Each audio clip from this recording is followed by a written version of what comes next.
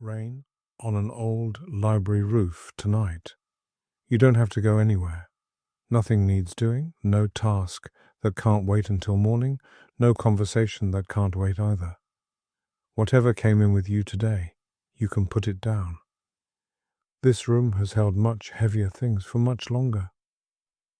You are in an old library, not the grand civic kind with marble floors and posted rules about silence.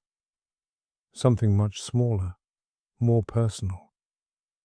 A room that accumulated itself over decades, shelves added when there were more books than places to put them, a reading alcove built into a corner that might once have been a doorway to somewhere else.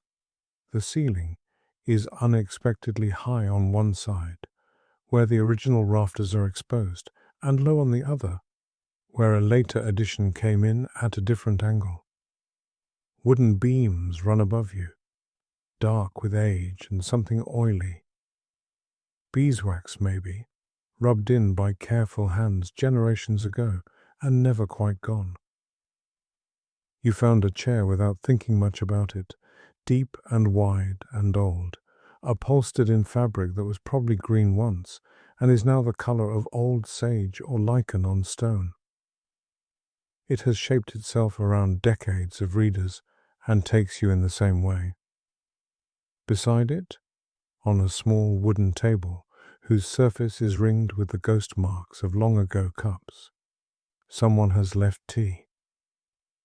You pick it up.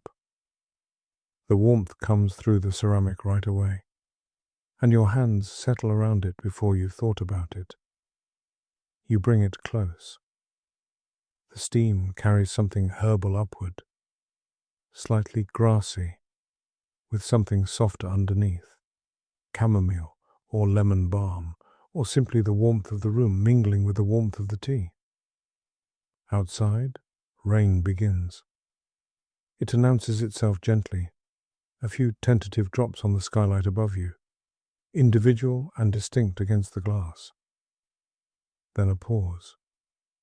Then it comes properly, and the sound changes from scattered to continuous. A low, even rush across the roof.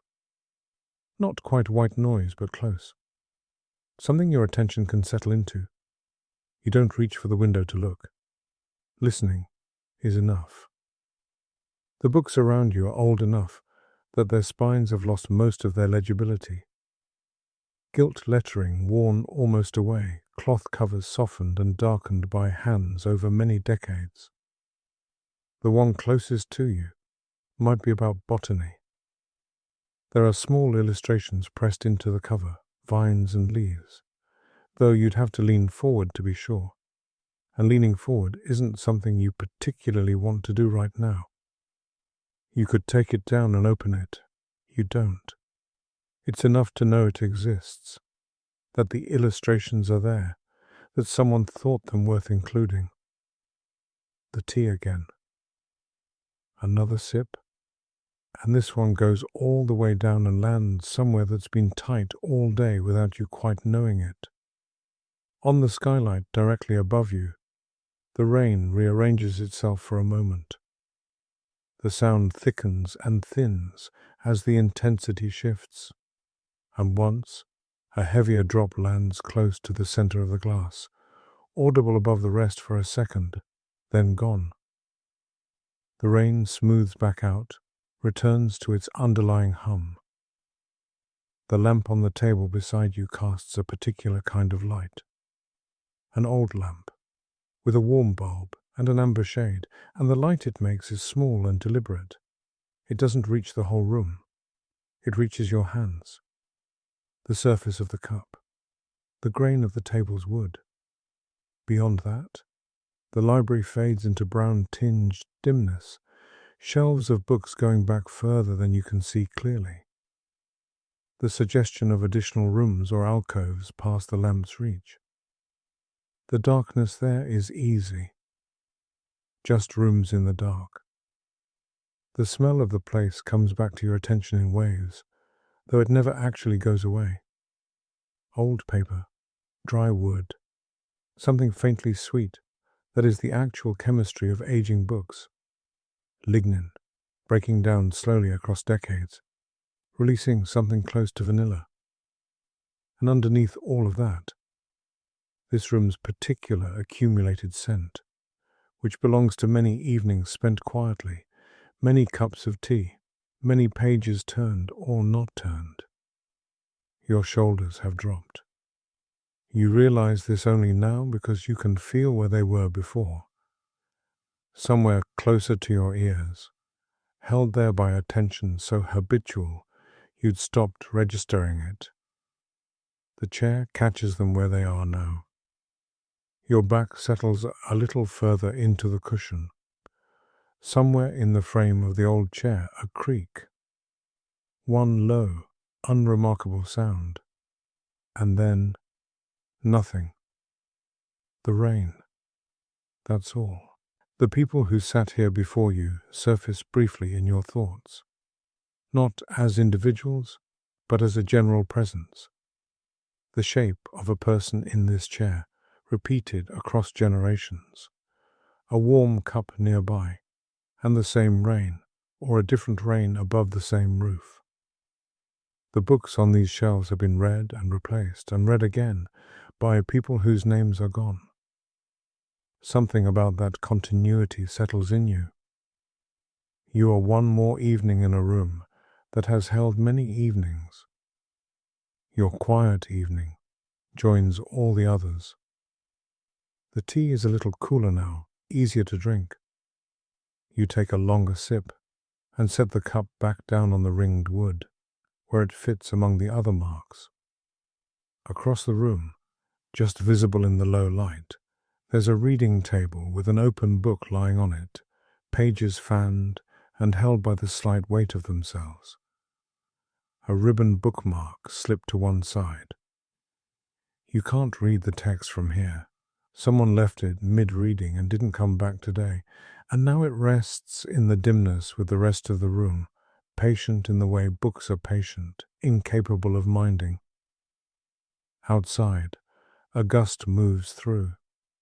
The rain's angle shifts, and for a few seconds the sound on the roof is different, more scattered, more insistent, a different sound that takes you a moment to place. Then the wind passes, and the rain settles back into its steady work on the roof.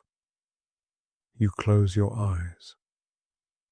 With your eyes closed, the room becomes mostly sound. Rain, primary and constant. Below it, or threaded through it, the occasional tick of something in the walls, a pipe adjusting to temperature, the building responding in its slow, structural way to the cold outside.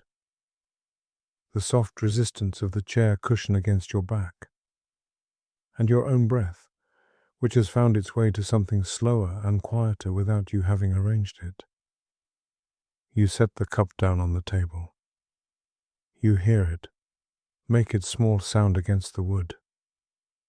Nothing in this room requires anything of you. The books don't need you to read them tonight. The lamp doesn't need tending. The rain has its own work and is doing it thoroughly without any help. You are here in the simple way of being somewhere, and that turns out to be enough.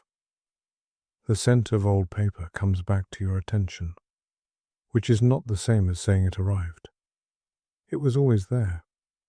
You simply notice it now. The dryness of it, the faint sweetness, the thing underneath that smells almost like vanilla, which is not a metaphor, but a fact about wood pulp and time. Everything in this room has been slowly becoming something else for a very long time. Nothing here is in a hurry. The library is just itself. The lamp flickers once, faint, the way old electrical things sometimes do. The light holds. Your hands lie empty against the arms of the chair. Heavy in a good way, the way hands get when there's nothing left to do with them. You can feel the fabric of the armrests against your palms, worn smooth in the center and rougher toward the edges. Some old embroidered pattern there mostly gone, but still perceptible under your fingertips if you press lightly. Outside, the rain is not going to stop tonight. It has committed to hours of falling, filling gutters, running down window panes, making mornings smell of wet earth and stone. Tomorrow is wet earth and morning light. Tonight is this room, this lamp, this chair, the rain above. It occurs to you that you could sleep here. The chair is deep enough, the room warm enough, the sound above you doing what sound should do when rest is nearby. Your body has probably already decided. You've stopped wondering what comes next. Something simpler has taken its place. Rest is what comes next. Only that. The books have kept their patience across every long summer and short winter day of this library's life. Across every evening of rain on this roofline, across all the accumulated quiet of this particular room. They will wait a little longer tonight. They do not mind. The lamp burns quietly. Rain moves across the roof. The chair has you. Somewhere in the shelves behind you, in a book you'll never open, someone once wrote something true about nights like this, about finding yourself somewhere quiet when you needed it. You don't need to find it. You already know what they meant. Let the rain have the roof. Let the dark have the far end of the room. Your hands can stay where they are. The day is done. You are in an old library. Outside, it is raining. There is nothing left to do tonight. Sleep now.